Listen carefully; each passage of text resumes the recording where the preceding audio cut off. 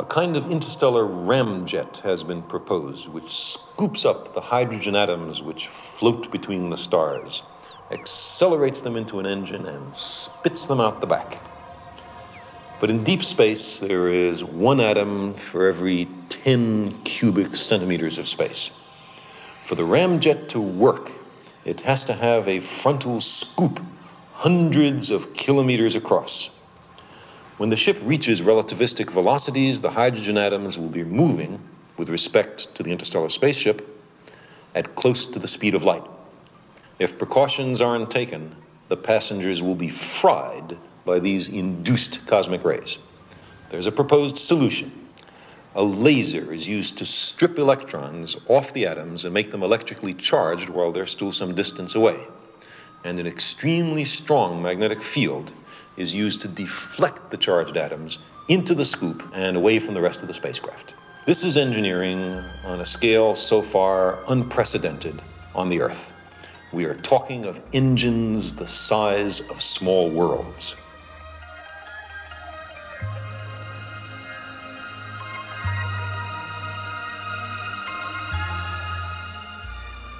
Suppose that the spacecraft is designed to accelerate at 1g, so we'd be comfortable aboard it. We'd be going closer and closer to the speed of light until the midpoint of the journey. Then the spacecraft is turned around and we decelerate at 1g to the destination. For most of the trip, the velocity would be very close to the speed of light and time would slow down enormously. By how much? Barnard's star could be reached by such a ship in 8 years ship time. The center of the Milky Way galaxy in 21 years. The Andromeda galaxy in 28 years. Of course, the people left behind on the Earth would see things somewhat differently. Instead of 21 years to the center of the galaxy, they would measure it as 30,000 years. When we got back, very few of our friends would be around to greet us.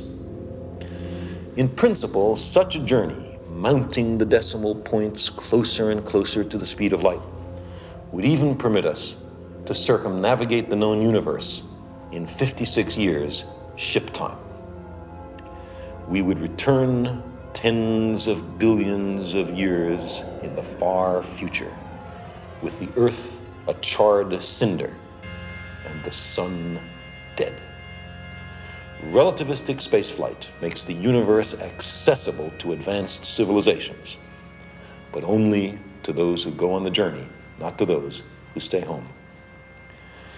These designs are probably further from the actual interstellar spacecraft of the future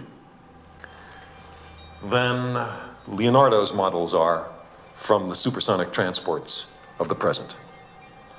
But if we do not destroy ourselves, I believe that we will one day venture to the stars. When our solar system is all explored, the planets of other stars will beckon.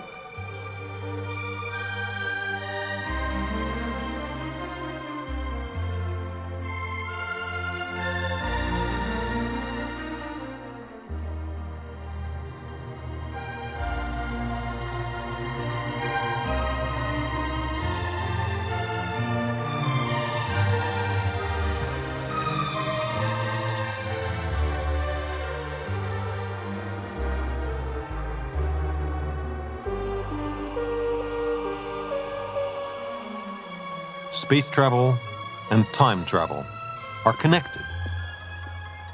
To travel fast into space is to travel fast into the future. We travel into the future, although slowly, all the time. But what about the past? Could we journey into yesterday? Many physicists think that this is fundamentally impossible, that there is no way we could build a device which would carry us backwards into time. Some say that even if we were to build such a device, it wouldn't do us much good, that we couldn't significantly affect the past. For example, suppose you traveled into the past and somehow or other prevented your own parents from meeting. Why, then you would probably never have been born. Which is something of a contradiction, isn't it? Since you're clearly there.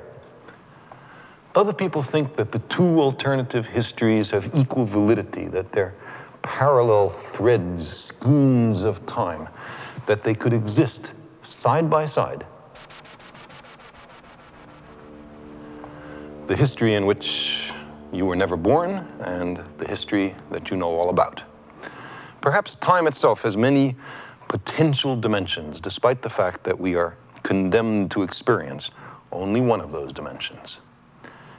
Now, suppose you could go back into the past and really change it by, let's say something like persuading Queen Isabella not to bankroll Christopher Columbus. Then you would have set into motion a different sequence of historical events, which those people you left behind you in our time would never get to know about. If that kind of time travel were possible, then every imaginable sequence of alternative history might in some sense really exist. Would it be possible for a time traveler to change the course of history in a major way? Well, let's think about that. History consists, for the most part, of a complex multitude of deeply interwoven threads, biological, economic, and social forces that are not so easily unraveled. The ancient Greeks imagined the course of human events to be a kind of tapestry created by three goddesses, the Fates. Random minor events generally have no long-range consequences, but some, which occur at critical junctures, may alter the weave of history. There may be cases where profound changes can be made by relatively trivial adjustments. The further in the past such an event is, the more powerful its influence. What if our time traveler had persuaded Queen Isabella that Columbus's geography was wrong? Almost certainly some other European would have sailed west to the New World soon after. There were many inducements: the lure of the spice trade, improvements in navigation, competition among rival European powers. The discovery of America around 1500 was inevitable. Of course, then there wouldn't be any postage stamps showing Columbus, and the Republic of Colombia would have some other name. But the big picture would have turned out more or less the same.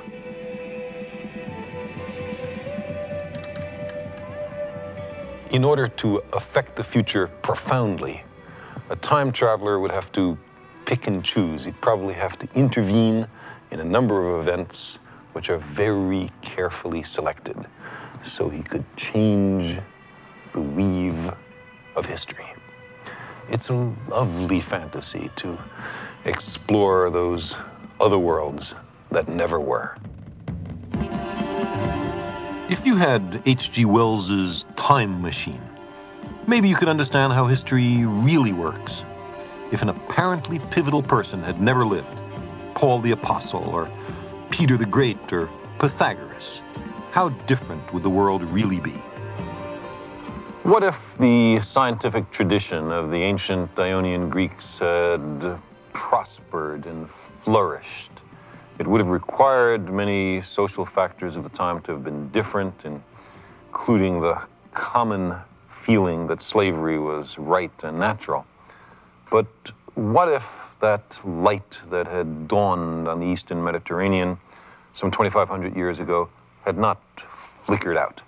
What if the scientific method and experiment had been vigorously pursued 2,000 years before the Industrial Revolution, our Industrial Revolution? What if the power of this new mode of thought, the scientific method, had been generally appreciated?